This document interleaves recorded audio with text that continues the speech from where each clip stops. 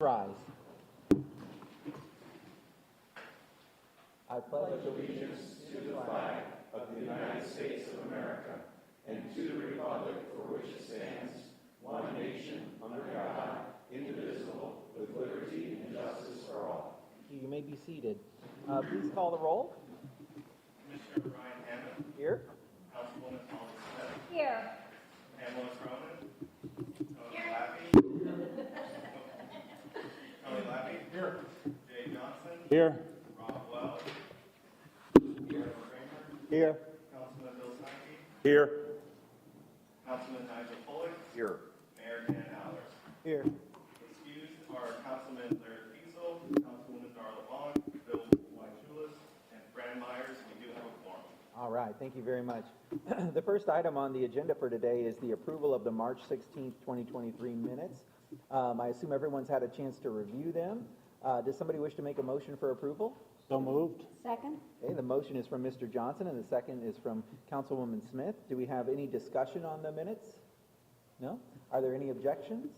No objections. That motion carries unanimously. All right, at this time we'll take up the public to be heard. Would you just raise your hand if you're from the public today and would like to speak? Oh, Councilman Flanders, go ahead and head to the podium and share with us your comments for the morning.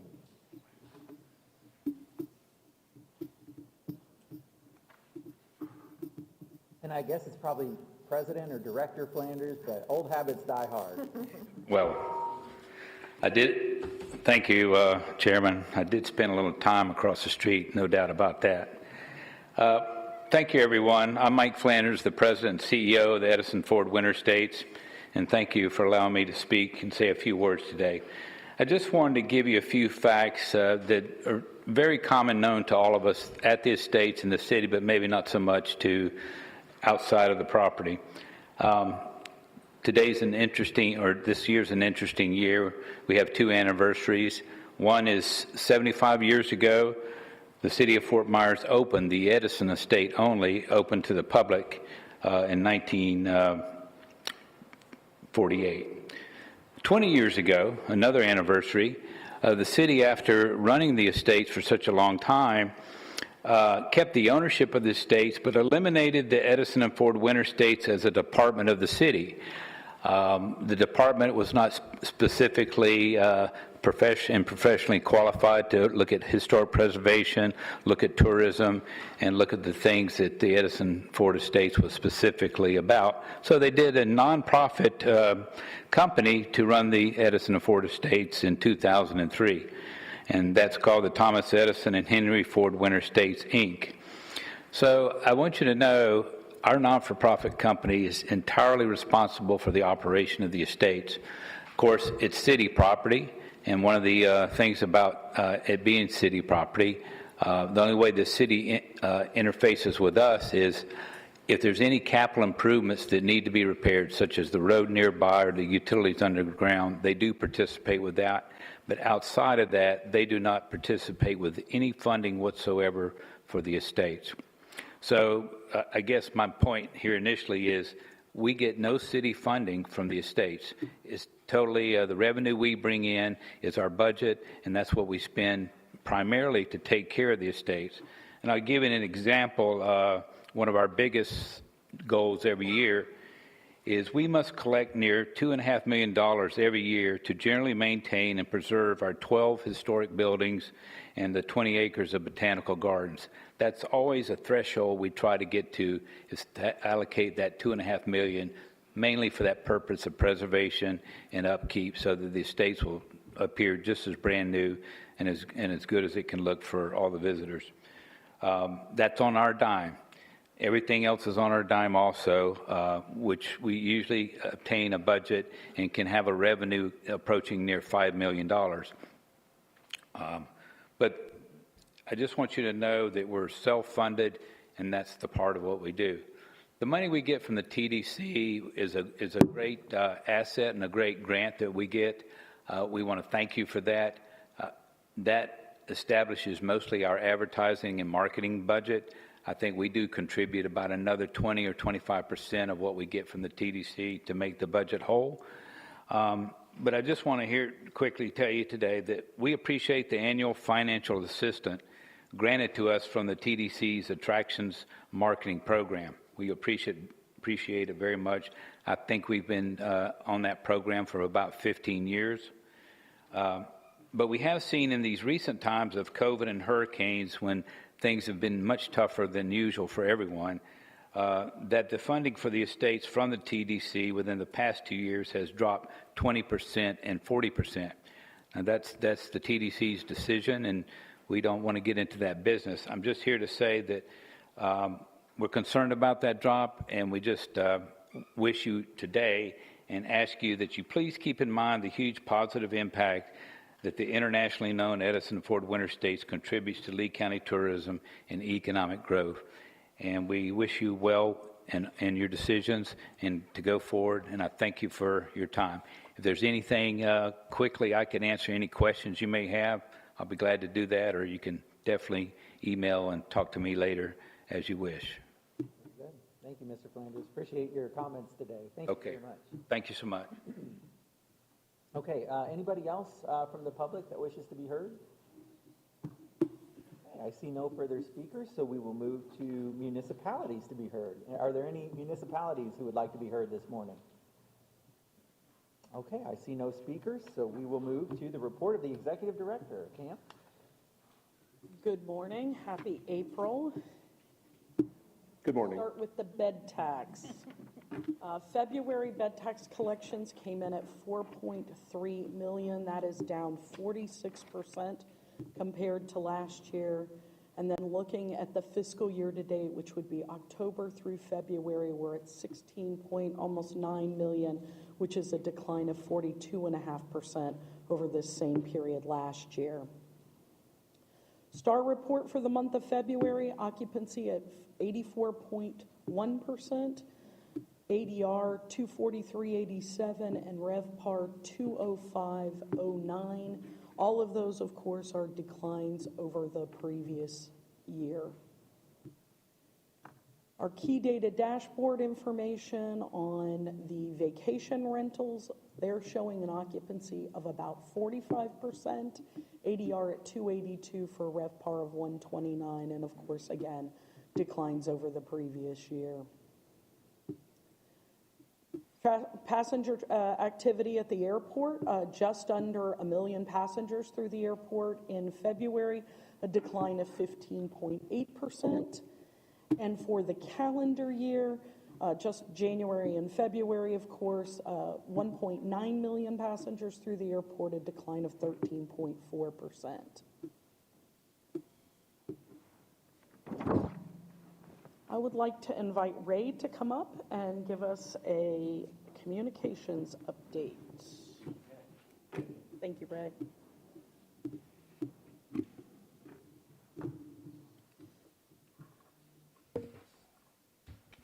Yeah, thank you very much. Good morning, Council. I'm Ray Saraceno, the Communications Director. Just want to start us off with a look at what we've been up to and what we're working on. Press trips. We're maintaining a very robust schedule of press visits to the destination. Some of our recent highlights are shown here, include the UK Sun, a group of domestic writers covering spring training. We had outdoor writers, senior citizen writers, and we also had an industry journalist from the UK. And sliding into coverage, we had the Voice of the Twins, WCCO Radio in Minneapolis, did a live spring training broadcast from Edison Ford Winter Estates. So special shout out this morning to Edison Ford. They were very gracious in hosting us. And as you can see, our resident celebrity from our sports development, Jeff Milkey, being interviewed by Jason DeRusha. Another big project that was a joint venture with our marketing department is Peter Greenberg Worldwide's production company. He has a PBS television program called The Travel Detective, where he kind of digs back behind layers of aspects of communities that he visits. This one here is going to focus on our recovery renaissance. And just as an aside with Peter Greenberg, that production team had been here last year before the storm and had produced what appeared to be a fairly substantial piece of reporting that unfortunately wasn't reflecting the reality post-storm. So what they did very kindly was came back and did an incredible job. They went all over the area. We took them around. They talked to a lot of partners. Did a fantastic and very thorough job. So we don't have an air date yet on that, but when we do, we will get that to you, Council.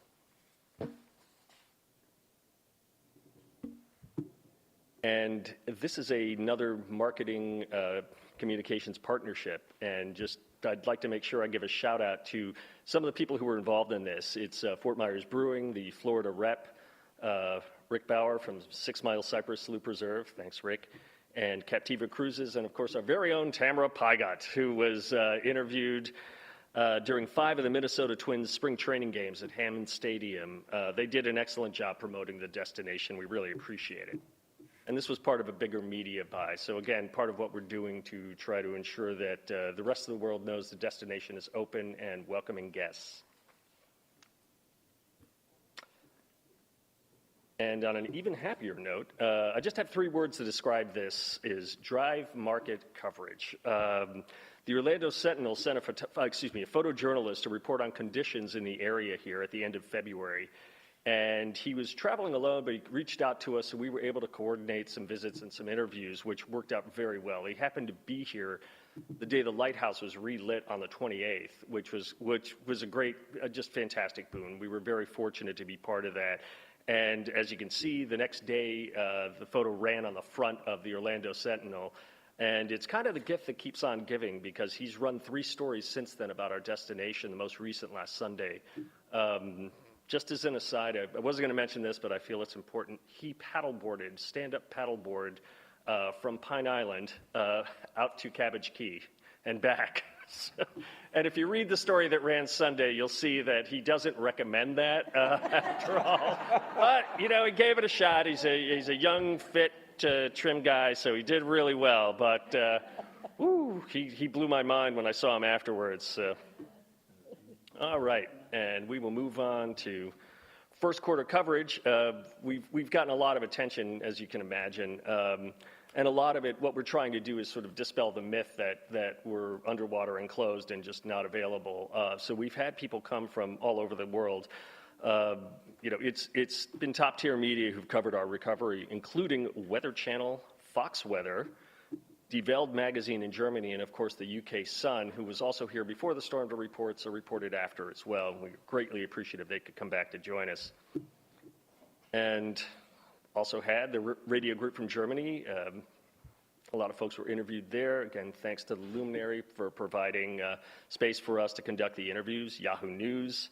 And as you can see, we're trying to prioritize as much as possible top tier reporting on our destination. So while we're delighted with the positive media attention worldwide, here's another way to look at our earned media results, which I think reflect they jibe with the other numbers as well, and that's unique views per month. If you look at January, it's a nice robust number. February, we took a little bit of a dip. However, in March, we came roaring back, and I think the numbers will continue to reflect some of the hard work my team and I are doing. So we expect these numbers to increase. Okay, that's enough about external media. We'll talk. Can I interrupt for just 1 second? Yes, sir. The one thing I keep thinking of, drawing on the time that I spent working in TV news was, you do always love the anniversary or the big milestone stories to cover. And so I figure March, that makes a lot of sense because that was the 6-month mark from landfall. We know September will be the 1-year anniversary. I think, have you guys started to give any thought to what we want the message to be at that 1-year anniversary mark and how we're going to try to help influence some positive earned media coverage for that? Oh, yeah, there's going to be, I think it's more of a discussion, and you're absolutely right, and we are going to great lengths right now. There's a lot of brainstorming going on about how we're going to communicate that message.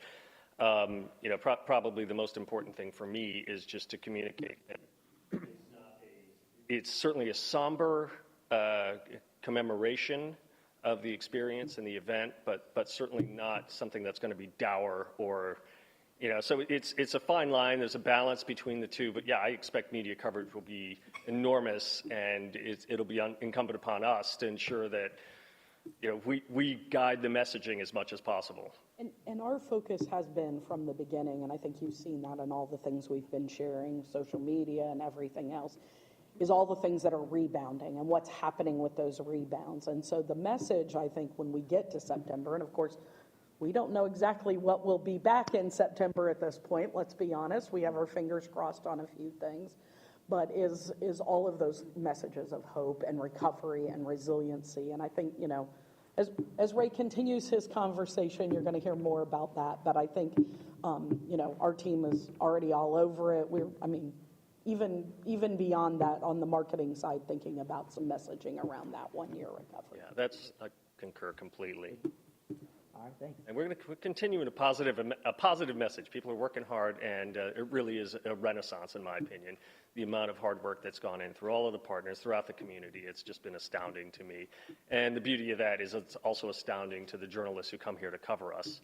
And they usually come with one concept in their mind of how they were going to report and end up leaving with a vastly different one. So we're very pleased we've been able to help with that message. Talking about our top projects, not only external media, but we also do internal media as well.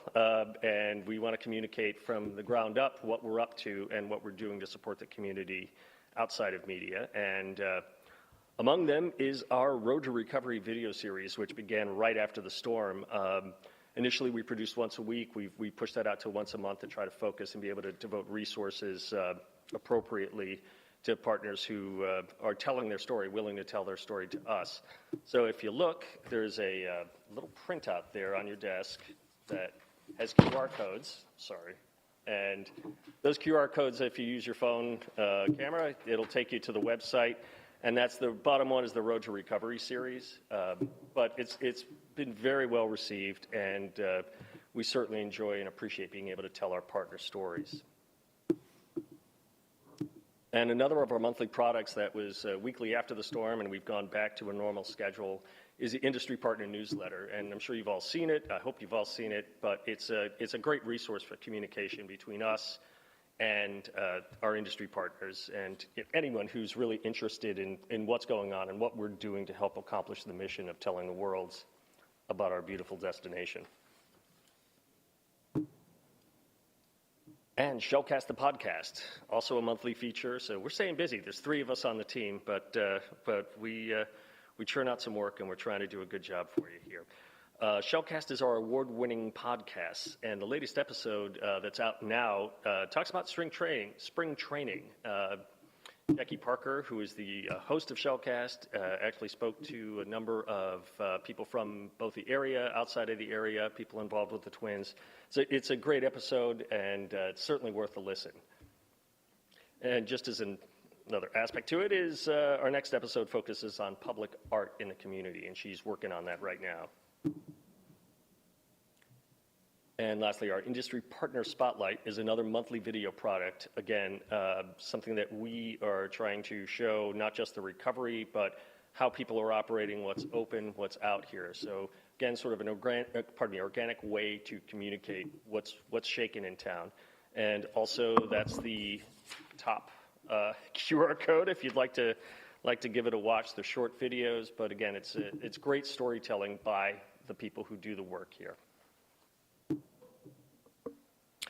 And lastly, we just had Canadian travel writer Paul Zander, who is from Phase Media. He and his wife published 2 separate magazines.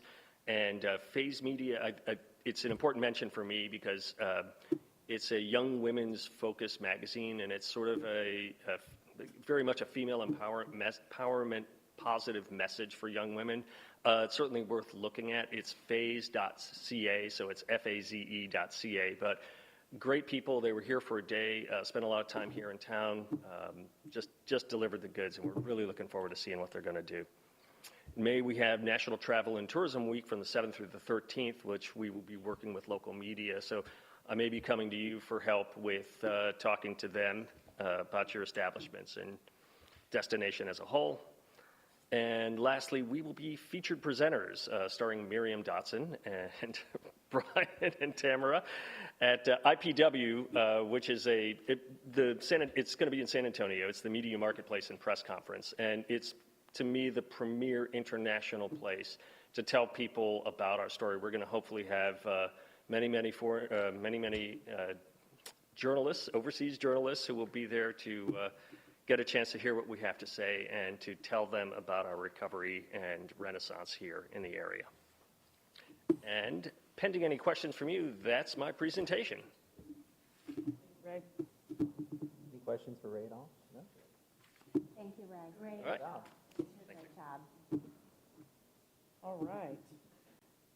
I'm going to ask our research and analytics manager to come up. If you'll remember last year, I introduced Roberta, a new member of our team, and this is the first time she's going to have the opportunity to present to you today, but we will have some research we've done that we want to share with you, and it's certainly a chance for you to get to know Roberta. So Roberta, welcome. Thank you, Tam. Good morning, Council. My name is Roberta Azzori, and I'm the Research and Analytics Manager at the VCB. Since I came on board, my focus has been to evaluate the research and data we receive and explore additional and alternative research. We are also conducting ongoing updates on the hotel rooms reopening in the county after Hurricane Ian. Currently, 69%, which corresponds to 9,858 of the county's hotel rooms, are available to guests. Since the hurricane, we have also been conducting visitor sentiment research to understand how potential visitors feel about visiting our area after the storm. In particular, this morning, we would like to present to you the results of the first wave of a survey that we conducted among our loyal visitors. The purpose of this particular research was to assess the travel intentions of our loyal visitors to Lee County after Hurricane Ian. So how do we get to our loyal visitors? In order to get to them, we embedded this survey into our consumer website, visitfortmyers.com. And respondents to the survey were people who visit our website or subscribe to our consumer emails or to our social media channels. Also, 96% of these respondents have visited our area before, many of which for years or even decades. We collected 692 responses to the survey between the end of January and the end of February. Today, I will only provide you with some key takeaways from this research. However, in your packet, you have the detailed findings of the study if you would like to dig a little deeper into the data.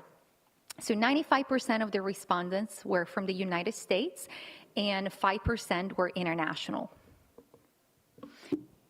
As a result of Hurricane Ian, about 25% or 1 in 4 loyal visitors decided to change their trip to another destination for this year. And another 20% or about 1 in 5 canceled their trip and they have not rebooked yet. However, high visitation intentions were recorded among our loyal visitors, with about 80% of them planning to visit our area in the near future. The vast majority of them will be visiting within a year from now.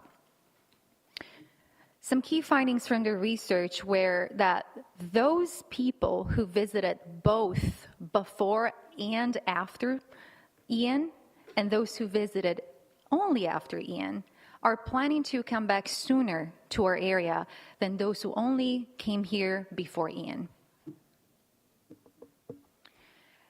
Half of those that, as a result of Ian, decided to change their trip to another destination for this year are not planning to return within a year to our area. However, the motivating factors for visiting our destination among those who are planning to visit us in the near future haven't changed. And warm weather and being emotionally and physically relaxed are still the top reasons for visiting our area in the near future. On the other side, the top concern for those who are not planning to visit in the near future are the quality of our beaches and after the hurricane, and they're concerned that their vacation expectations are not going to be able to be met due to the impacts of the storm. Here are some actionable insights based on the results of our study. As I previously mentioned, we saw that loyal visitors who visited, as I said, both before and after the storm are going to come back to our area sooner than those who only visited before Ian. Therefore, our tourism industry partners will want to tap into their customer database and tailor messages based on previous visitation. For example, the ones who visited before and after Ian really care about our area, our community, and are visiting before they do want to support our area by spending their money locally. So if you're trying to fill, your summer months, you might want to speak to those who have already visited our area after the storm. Those are the ones who are more likely to come back sooner. On the other hand, those who visited only before Ian, so they haven't come back yet after the storm, will come back later. The earliest they come back might be in the fall or even next year. So those are the ones that you want to reassure. They want to be reassured that they're going to have a vacation that is a good value to them. So you want to keep these guests informed about the status of their recovery and the reopening, in particular about the condition of our beaches and the things that they can do while they're here in the destination, so they feel that the destination is ready to welcome them back. And that was it for me. Again, I only provided you with the highlights of this research, but I will be happy to answer any questions, and also please feel free to reach out to me directly if you'd like, after you had the time to review in detail the data of this study. Thank you again. Councilman Steinke. Thank you. Great information. One suggestion and one question. We know that 20% decided not to come based on the data. Another interesting thing to find out is where did they go instead. So if we know who they were and we can reach out to them again somehow to find out where they went, we see where everyone comes from. It'd be interesting to see where those 20 people went instead. Yeah. And the other is, since we know who is saying that it'll be a while before they come back, or they haven't committed to coming back again, it might be interesting to work with our partners in and around all the communities, potentially to put together some type of an incentive pack that we would send out where, whether it be attractions or our hotels or whatever they are, to put together in a marketing sense some type of an incentive to come back sooner than later. Exactly. And as you can see from your packet, the last question we asked was an open comment box in which they were able to share. We asked, would you like to share any additional comments? And we got 282 long comments about how they feel about the destination, where they went instead, why they canceled. And in answer to your comment, we saw that some of them still came to Florida. Not surprisingly, went to Sarasota, or they went to the East Coast like Fort Lauderdale, and they're very sad to have done that, but they're all committing to come back once they feel the destination is ready. So yeah, I absolutely agree. It is important to provide incentives, to provide ongoing updates on the status of our destination and the things that are reopening, so that they feel confident about coming back. Great, thank you. I had Councilwoman Smith and then Tony. Yeah, I was just looking, thank you, it's a great presentation, and I can tell you I'm really active in the Florida League of Cities, so when we're hearing from Sarasota area, from the East Coast, that they said, you know what, we're really busy over here, and we expected that, but also the people are saying, and we can't wait to come back when we're ready. And what I'm trying to send the message is there's a lot of places here that you can still come back to. So, that's what we're consistently saying. With the study that you did, I'm not sure that you'll have the answer for this. Is this a typical, are these the typical percentages? And I'm not trying to, maybe that's something we can find out later. We had COVID, we had Ian.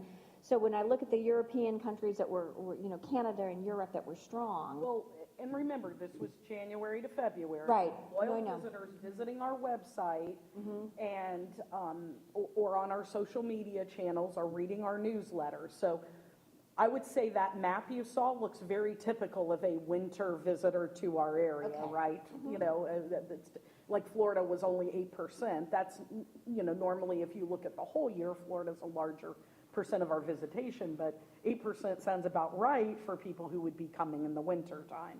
So it's, to me, Somewhat- obviously what we did with this, we've never done before. You know, everything's new right now, right? We're going through all these. Okay, and I didn't realize that, so there's really not a background information, so that, I mean, we know a bit about our loyal customers for sure, of course, but this survey was one we embedded on our website and then again shot out through our social channels, trying to hit those people who we know are passionate about the area.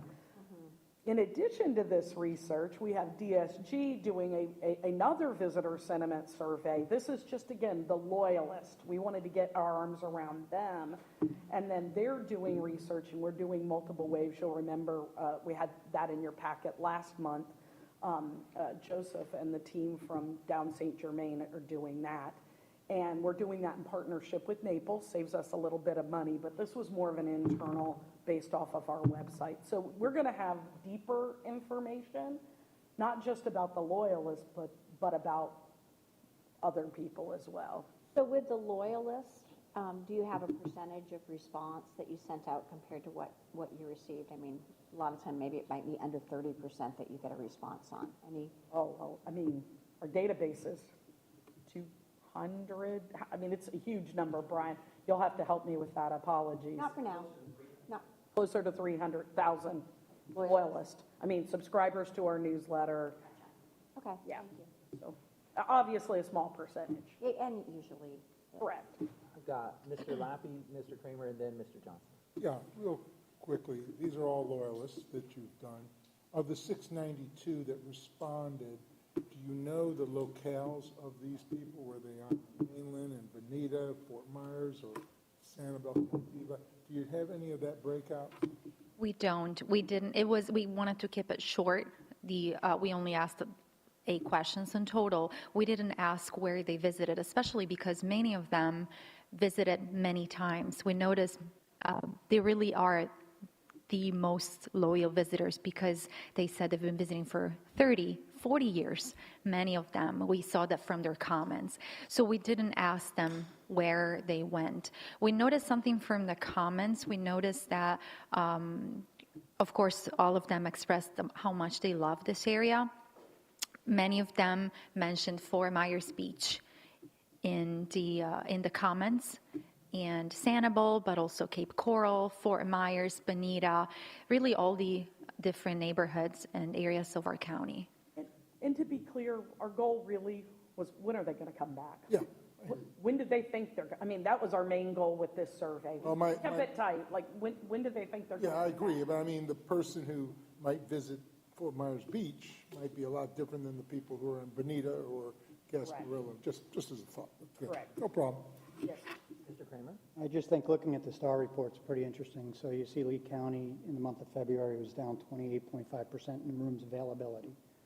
Followed by, no surprise, followed by Collier at 8.7, and then Charlotte County at 7.1, with everybody else pretty much either growing or staying stale.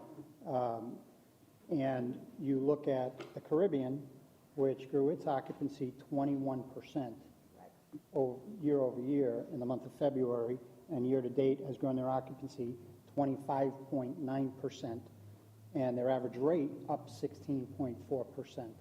And we've been doing a lot of research as well and finding the same thing. The Caribbean, specifically Bahamas areas, are soaking up, I think, a lot of that visitation that was once coming to the area as a destination that's easier to get to again now with less restrictions, with COVID and everything else.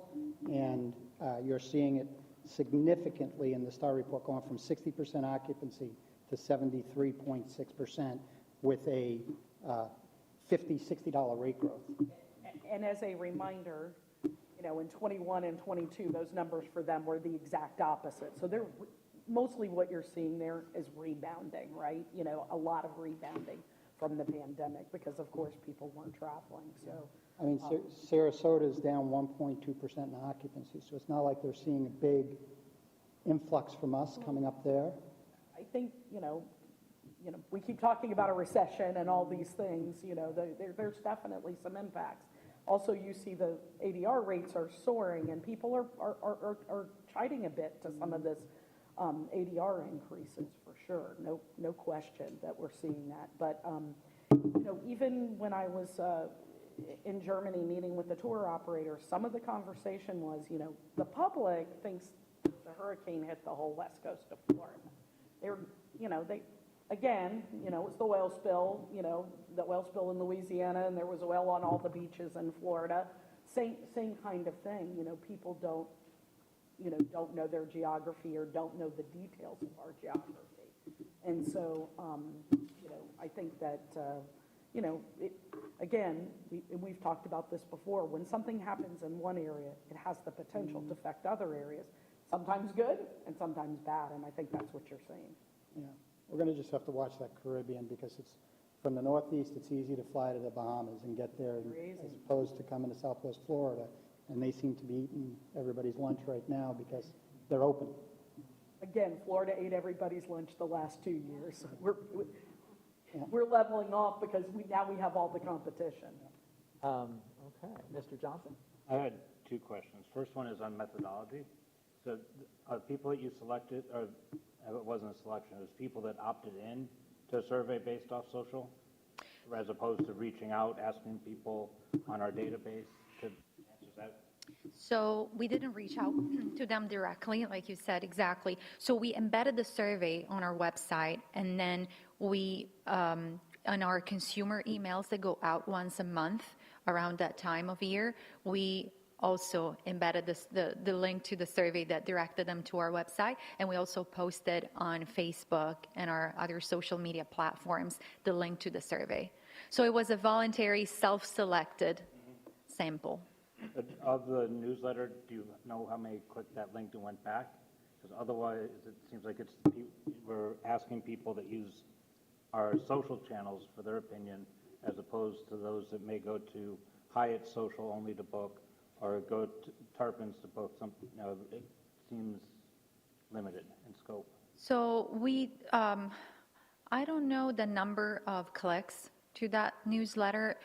We didn't calculate a response rate because we thought it was a convenient sample, which is self-selected, and we weren't trying to have a representative sample of those who read the newsletter, but it was a voluntary, self-selected sample that reflected the most loyalists. We thought that those who opt in the survey are the people who really care the most about our area and are willing to take the time to take the survey. Great, thank you. Response rate. The second question, I think probably ends up with Brian. I don't know if you're presenting today, but one of the comments in the written section is, "I feel we'll be in the way," and are we working to address that? If you go somewhere in here, you had the freehand answers. I mean, Jay, it's on all the messaging, obviously. This is intended to be a snapshot, right? Right. This is not a... Absolutely, and I just think it's an important point that we see that that's out there. This is exactly why we did it. And we make sure that we address it. 'Cause it said, I think the exact comment was, we'll wait till things settle out from the hurricane. We feel this way, we'd be in the way. Right. And that's not necessarily the case. And I think I wanted to make sure that we're messaging that in our. Yeah, we're even pushing out some quite the opposite, not just, I'm going to be in the way, you can come here and be part of the solution. Great, thank you. Absolutely. Councilman Folek and then Councilman Steinke with one more comment. Quick question. Of your 692 respondents, are we sure they're visitors, and do we count second homeowners as visitors? We had, I think, I can't remember the percentage right now. I have it in the slide. So in the slide where we asked them, have you as a result of Hurricane Ian, all the different options the things that they did as a result of Hurricane Ian, there is a small percentage that we saw of people who are second homeowners. I think it was a 1%. I don't have the printout, but it's in that packet. And it was a very small percentage. I think it was 6 people out of 692. Very, very small. Especially we noticed that because they selected other as a result of Hurricane Ian, what they did, which means that none of the options we provided applied to them. For example, cancel my trip and rebooked, go to another destination didn't apply to them. So they selected other as an option, and they told us in the comments. So I analyzed those comments, and turned out that it was 6 people who said that they were second homeowners and their home was affected by the hurricane, so they were waiting for their repairs to their home to be done to be able to come back. Just to clarify, 70% of the people had visited only before Ian, 24% of the people had visited before and after Ian, 4% of the people had never visited. So there's your context, they're visitors. I mean, only 4% of them said they had never been here.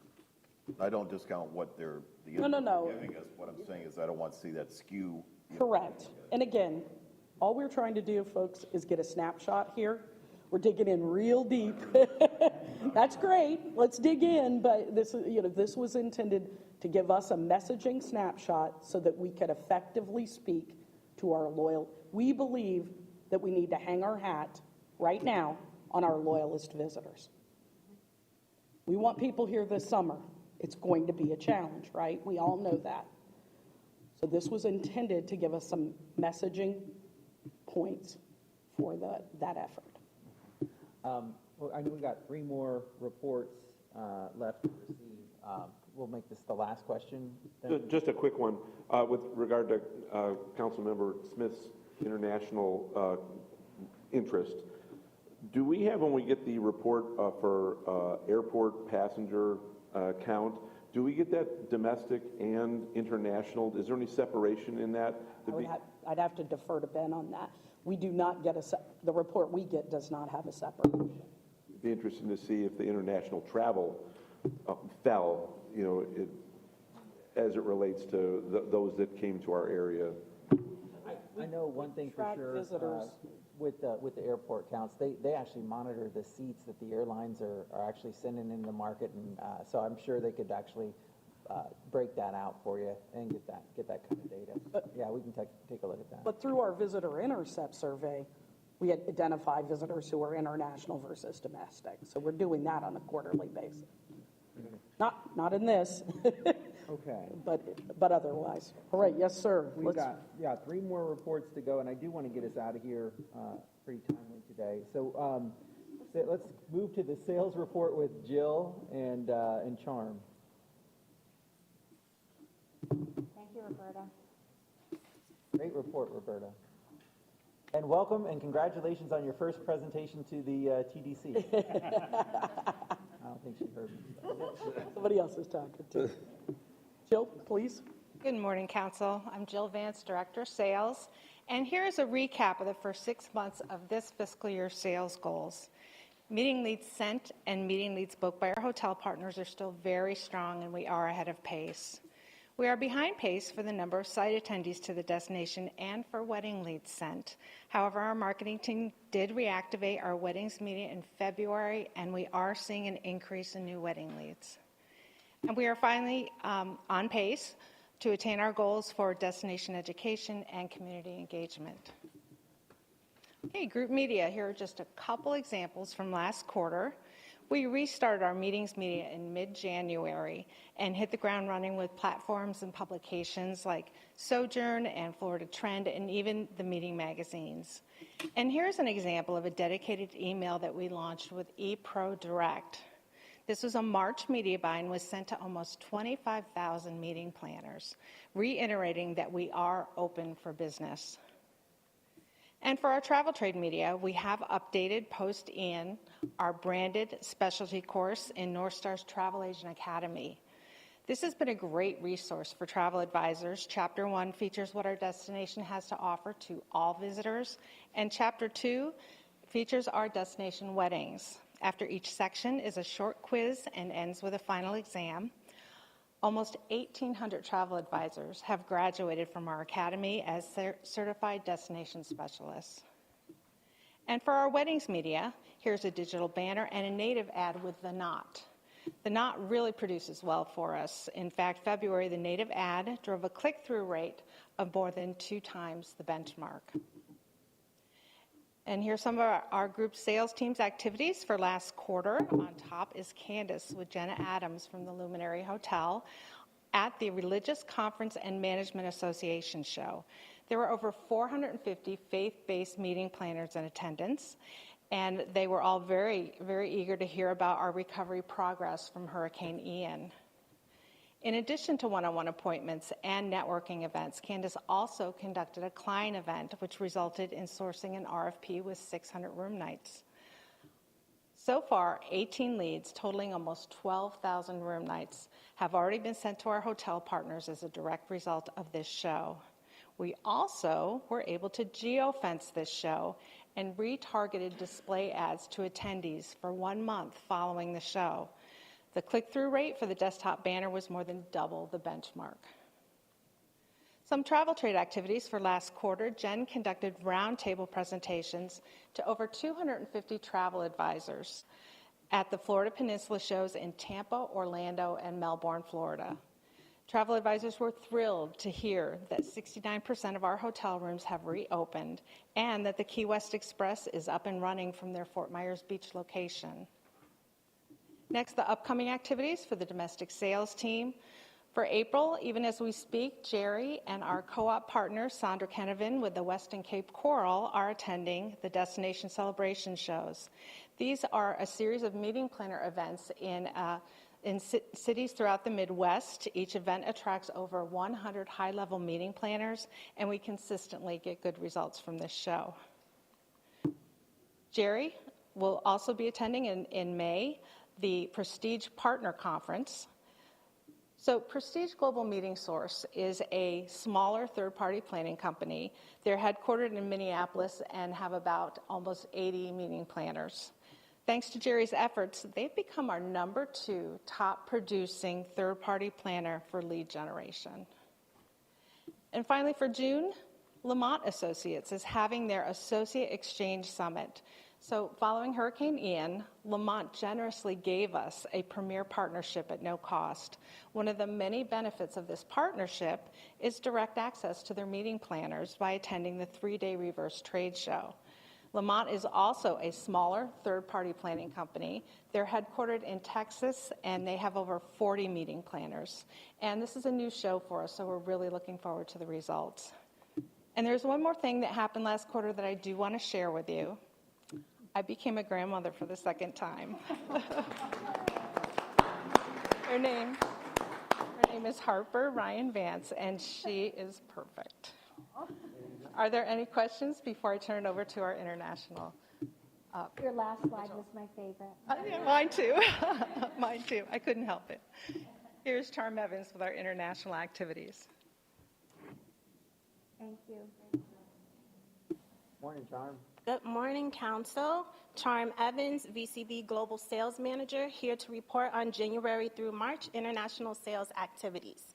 We continue to communicate with and educate the travel trade and consumers on the destination's recovery process.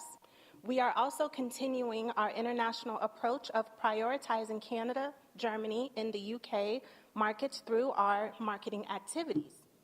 As mentioned last month in Brian's presentation, we launched an always-on marketing strategy for the UK and Germany and will be relaunching Canada in the fall. For the first quarter of 2023, our co-op marketing activities have continued, and we've conducted 5 webinars across the markets, attended consumer and travel trade events, such as the January Visit Florida reception in Toronto, Discover America and Brand USA's joint Canada event that was held in February, Visit USA's consumer show in Munich, and Visit Florida's Florida Huddle event, in which we had 30 pre-scheduled meetings with international tour operators, receptive tour operators, airlines, and online travel agencies. Additionally, the VCB and the Western Cape Coral hosted a joint dinner with a variety of travel buyers from Florida Huddle and Florida Encounter, which is a meeting planner event that was held concurrently.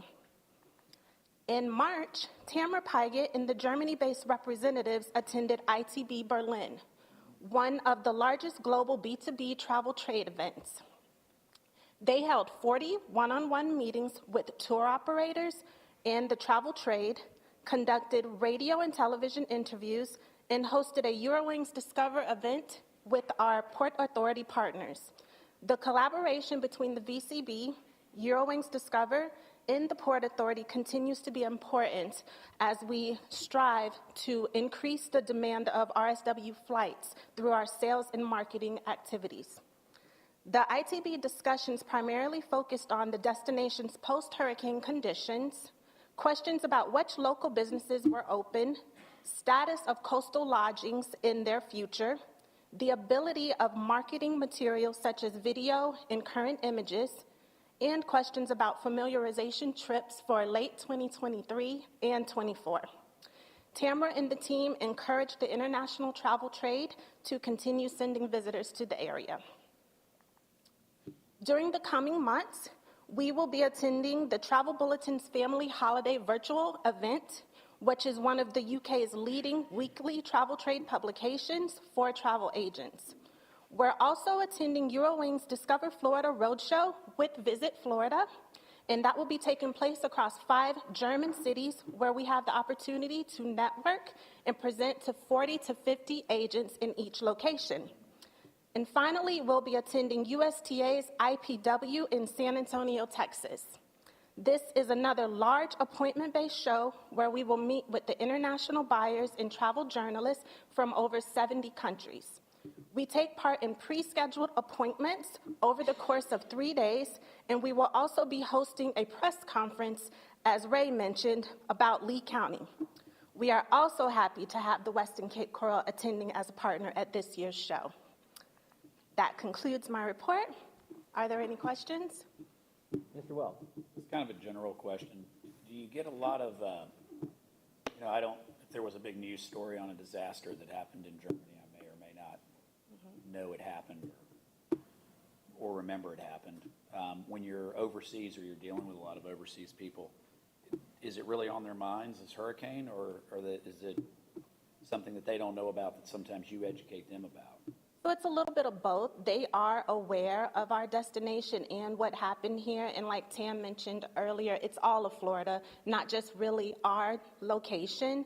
And they do ask a lot of questions. Some of them still think that we are devastated from the hurricane. So we do have to continuously educate them and invite them and entice them to come visit. And the backside of that is, some of them are like, I can't get in touch with anybody at the sundial. Why?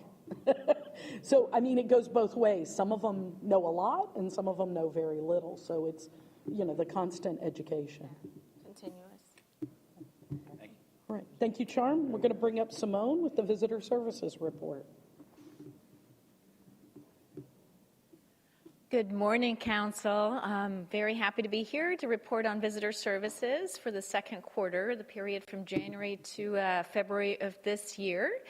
During that time, our volunteers assisted 119,143 visitors. They worked 8,377 hours at a value of $246,778. They assisted at 6 different special projects supporting the community and conference assistance. Just to give you an idea, the top requests they had during that time period in terms of accommodations was the Drury Inn, Crown Plaza, and Home 2 Suites at the airport. Top attractions, aside from the beaches, was the Edison and Fort Winter Estates, 6 Mile Cypress Slough, and Manatee Park. Top activities were hiking, baseball, of course, and shopping.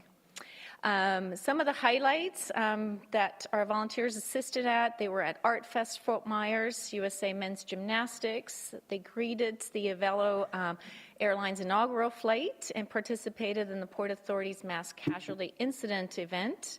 Our Manatee and volunteers greeted visitors at RSW for Manatee Appreciation Day last month.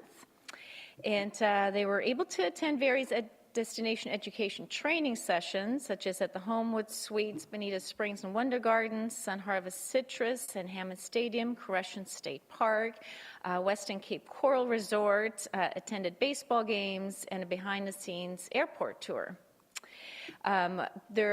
You saw the number of 119,000 visitors that they assisted. Well, I just wanted to show the slide. There's so much more behind that that happens every single day, 7 days a week, that our volunteers get involved in. And looking ahead, we look forward to hosting the 23rd Annual Elaine McLaughlin Outstanding Hospitality Service Award, the awards, on August 24th. We are open for nominations. If you know of anyone who deserves to be recognized, we'd love to include them. Nominate them at eawards.org. We do have we'll have a Hurricane Hero category this year. So anybody who did something outstanding related to Hurricane Ian, we definitely want to hear about it. I know so much good has happened. We want to recognize those individuals. I want to thank you, and I want to thank so many of you who were at our volunteer appreciation luncheon yesterday. We really, really appreciate your support of being there. Thank you. If there is any questions, that's it for me. Thank you. Thank you, Simone. I'll have Nancy give us a quick update on the beach and shoreline efforts this year. Good morning, Council. I do not have a presentation, but in your packet on your iPad, there's a memo, and my goal this morning is to just update you on the beach and shoreline review process in preparation for the April 26th Beach and Shoreline Workshop that hopefully you'll all attend. The Beach and Shoreline program opened in January, and there were 20 requests submitted from our partners. 17 of them have been deemed eligible through the program by the County Attorney's Office. The Coastal Advisory Council met on April 3rd, and they also provide you comments and requested some clarification from some of our partners. So along with the memo on your iPad, there is a list of the requests. There, again, I said there were 20 requests, 17 eligible, and they total $12,531,472. So that is the funding requested. We hope to have the available budget for next fiscal year to you prior to the April 26th review workshop. The other attachment in your packet is the legal determinations and the Coastal Advisory Council comments so that you can see how the review process works. Everything has to be eligible through the Florida state statute, and that's the legal determination. The link in your memo, and for anybody else that's interested, Lee VCB's Beach and Shoreline page, there is a button where you can click and review all of the requests, all 20 of them, as well as all the backup information. So these documents are to make it easier for you to prepare for the April 26th workshop. I will be sending you a link to that Dropbox with all the requests this afternoon. And any questions and discussion can happen at the April 26th meeting. But if you have questions for me now, I'm happy to try to answer them. Rob? It's probably in this packet. I guess Tony and I are still old school because we are the only ones that use Yes. the packet. I'll be old school with you. While we prefer to try to not kill too many trees and review online, if you would like a binder, like Mr. Lappy has requested, I can make one for you. So I'm assuming that there's somewhere in here has got, I mean, it's a little difficult to do anything that would be a new request. Do you have a pretty good idea of what the maintenance issues that we still have lingering from the storm that we're not getting reimbursement on would be coming into this? So each of the requesting agencies was asked to declare what they are waiting on insurance-wise or from FEMA. Okay. Several of them have indicated what they know. Most of the requests are for, it's again for next fiscal year. Most of the requests are for maintenance. There are some repairs indicated, like roofs and whatnot, on some of the beach and shoreline facilities. But again, the requesting agencies will be present on April 26th and can clarify anything that's not already clarified in your binder, in the Dropbox. We tried to anticipate that for sure, because it's tricky, right? I mean, we certainly don't want to pay for something they're going to get reimbursed, we don't want to allocate funds for something that there's going to be a reimbursement for. And we've asked for reassurance that maintenance expenses can only go to those facilities that are open. There's a few that we need to assure that they'll be open October 1st to get funding through this program. And I would just say, to speak to that point, I think that's really important to understand during this, or there should be some sort of a qualifier that says, if you are getting a reimbursement that needs to be returned, that can be done. Well, but reimbursement is such a long time, you don't know if it's years, but I'll make sure that we check. Something for us to work for probably on the interlocal agreement side, but to be clear, the community pays and then we reimburse those expenses. So if they have another way of getting those funds, obviously, they'll use those. Hopefully they'll get them before they get ours. Yes. Gotcha. All right. With that, I appreciate it, Nancy, unless someone else has a question. I want to give you a couple of updates from my end. First, I want to introduce to you our newest staff member, Allison Geeson, who is our product development coordinator. Allison is behind me. Allison comes to us to assist us with all aspects of our product development initiatives, including the Tourist Development Council grant funding programs. Allison comes to us from the town of Fort Myers Beach, where she was the director of Cultural Parks and Recreation. She was also the museum director at the Mound House, and before that she was the chief curator at the Edison Ford Winter Estates, and was assistant director and curator of collections for the Texas Parks and Wildlife Department. She is a graduate of University of Tennessee at Chattanooga with her bachelor's degree and a master's degree from the University of Nebraska-Lincoln, and she and her husband have lived in this area for quite a number of years. They've been married for 20 years, and they have a rescue dog named Ace. So welcome, Allison. Most of you probably know her from her previous role, but we're thrilled to have her assist us with these very important funding programs and continue the tradition of having people who have been recipients on the other side help with that process. I think it makes an inordinate difference for the agencies requesting funds, so we're really pleased to have Allison with us. And then,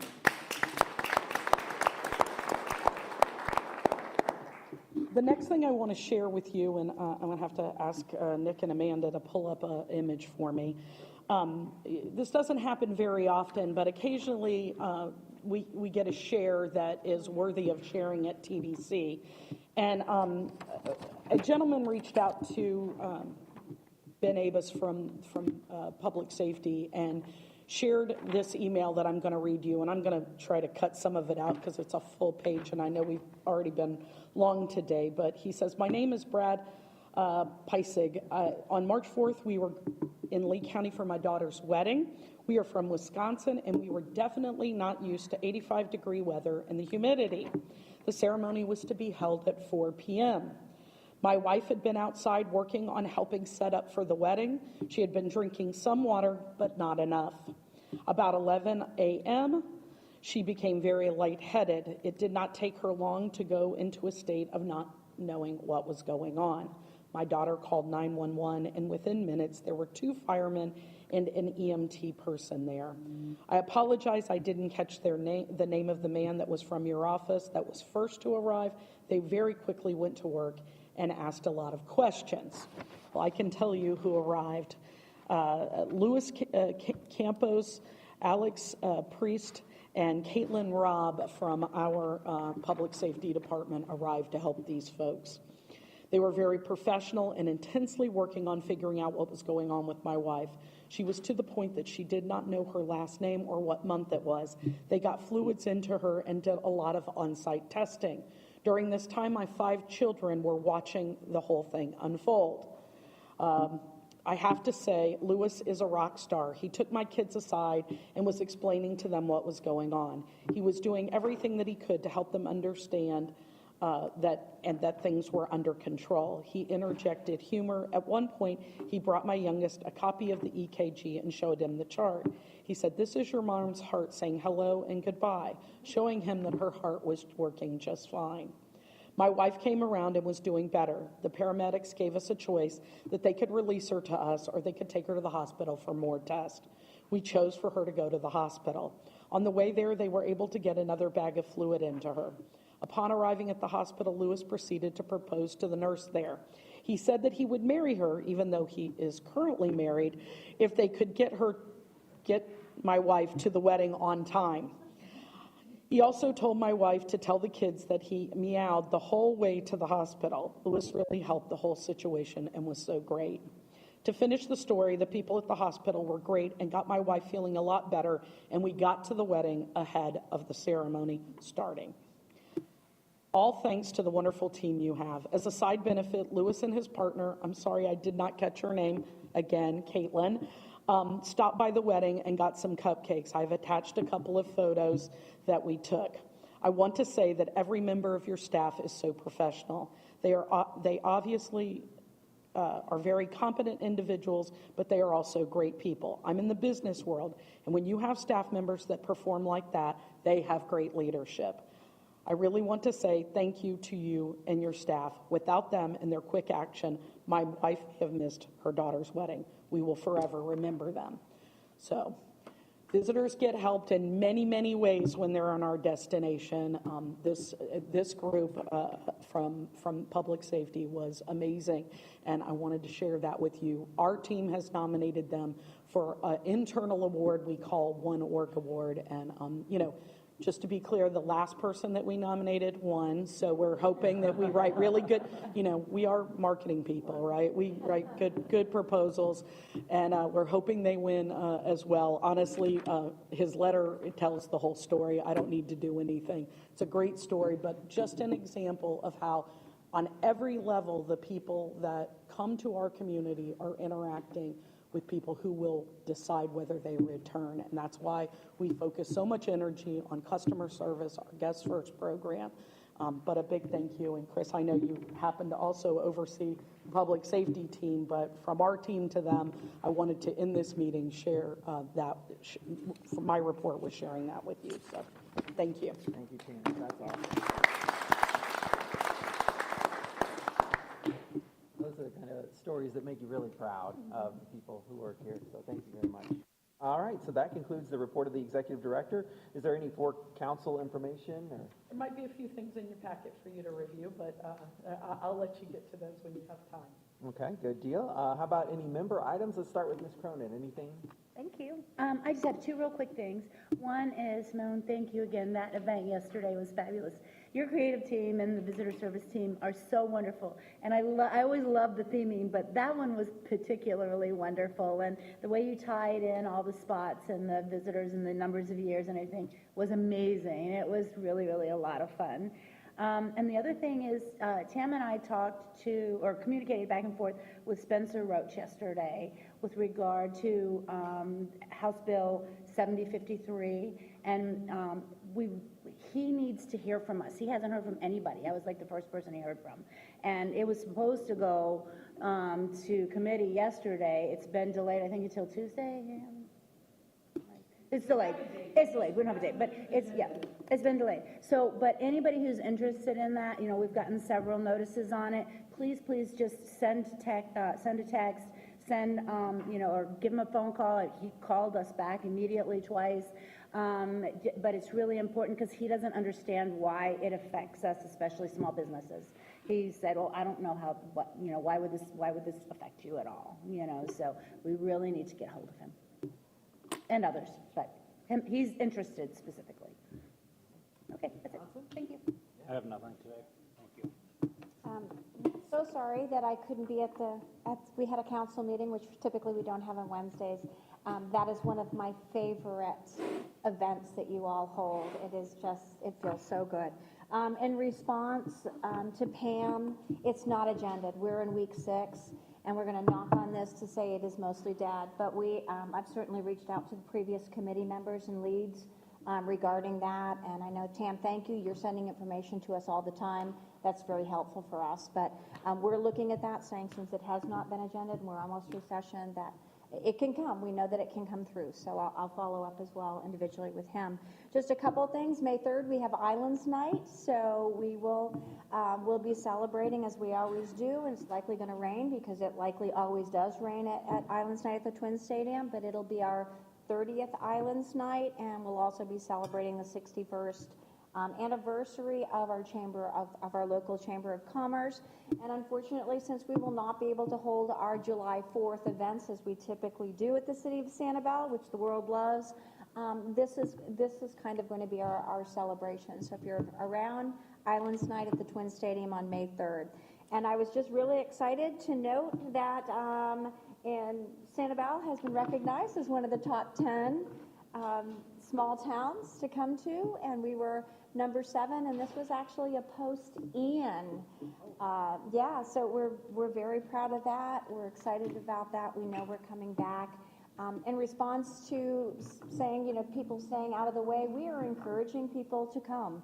Our beaches are open. All of our beaches, with the exception of Lighthouse, are open. I will continue to encourage people to come to Lee County, to come to Sanibel, and to come to see what we are, because we're amazing. So thank you, everyone, for your continued support of us, and more good things to come every day. All right, Councilman Stein. Well, thank you. These are great meetings for me because it's kind of show and tell for Cape Coral. And we have got a lot of things going on. Last meeting, we talked about the new Cape Coral Quest app for the purpose of getting people to come and explore around Cape Coral. Since then, we've had 2,643 people sign up, 3,300 check-ins, 196 prizes have been claimed, 74 coupons have been redeemed. So even so early on, tremendous success in that effort. We've got parks that are opening. The GO bond that was passed and implemented in 2018. All the parks are beginning to open now. March 4th, we opened Del Prado Linear Park. March 31st, opened Gator Trails Park. We've got an opening on Friday at Cultural Park, and another ribbon cutting for Sands Park will happen on May 5th.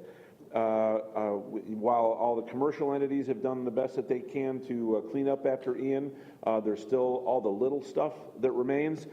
So we have an Earth Day community cleanup this coming Saturday from 8 to 12. It's got there's an app to sign up, and we're participating in actually collecting the trash. The community can put it into bags, have it, and there's on the app they can say, here's where we're leaving the trash, and we will come by and pick up the trash to clean up the city in the small stuff. We've got a Culture Fest, going to be an annual event that will be this Saturday. That'll be held at Cultural Park.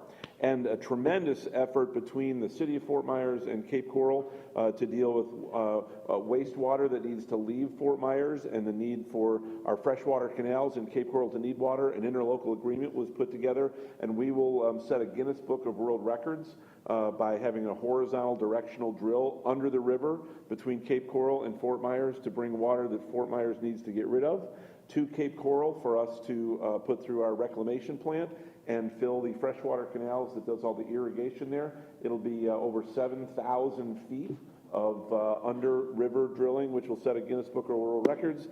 We ground broke on that March 23rd. It was expected to be completed by February of next year. It's ahead of schedule, and we actually may be working with Guinness Book of World Records to have a big event when that's completed. So an interesting thing to put out somehow, some way of a very unique coming together of two municipalities to meet the needs of both.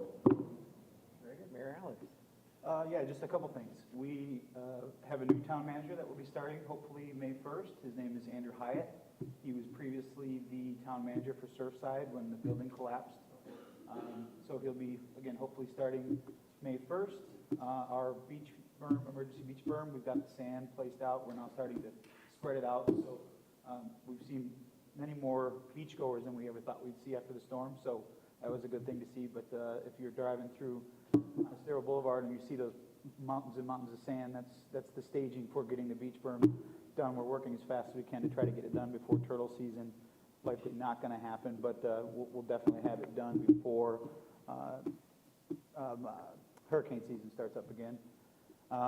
The other thing was that we have, the legislature is working very, very hard for us up there. We were just up there last week.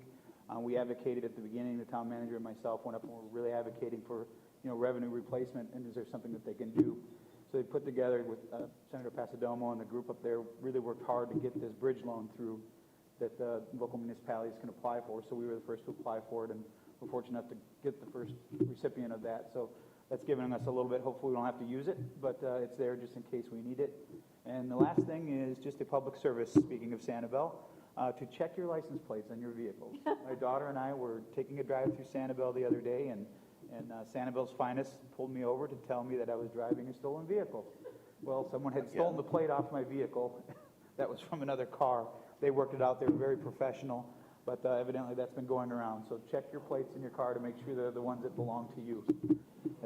It could have been a very bad day, but again, they were very professional and very helpful. My daughter just kept saying, "Dad, are you going to jail?" Yeah. No, honey, Dad. So that's it for me. Thank you. Councilman Foley? Three things. One, I didn't know I was sitting next to a career criminal, so. We're celebrating our 23rd birthday on April the 29th, so Celebrate Bonita, and it's back full swing as it's always been. So we'll have 2 national acts there, and we're excited about that. 23 years that we celebrate in the city. There's a small boutique hotel, the Hyatt. I'm sure they'd be happy to accommodate folks that want to make it a weekend. We did celebrate a ribbon cutting, and I think it's a great story. The Fairfield Inn on Bonita Beach Road opened officially last week. And Ray Sindelli was good enough to be there and cut the ribbon. But somebody asked from the crowd, how many rooms do you have? And the sales director is Tom Obrecht, I believe. And Tom was good. Oh, he's here. Oh, goodness. He's stealth mode. And he was asked, how many rooms do you have? And he said 113. And somebody said, well, how many of them are full? And very quietly went 113. So we're glad to have him as a part of our family in Bonita. And the last thing, our beach access points are all open, so we're excited is that it's encouraging that that's coming back quickly. Our staff we're very proud of. Thank you. Mr. Kramer? Just an update on our resort. We've got 3 of our 4 pools now open. We're still missing our Lazy River pool, which we hope to have open by June 16th is our date that we're anticipating to get that back up and running. And then the only thing we'll have still outstanding after that date will be the beach access that we have, and we're still working on dates for that. But encouraging, even with missing still a major attraction that we have at the resort, we've been seeing some significant production for future business down the road from groups that are coming and touring the hotel and touring the area and booking into the future. Through the first quarter of this year, we set a record production for future business in the hotel's history.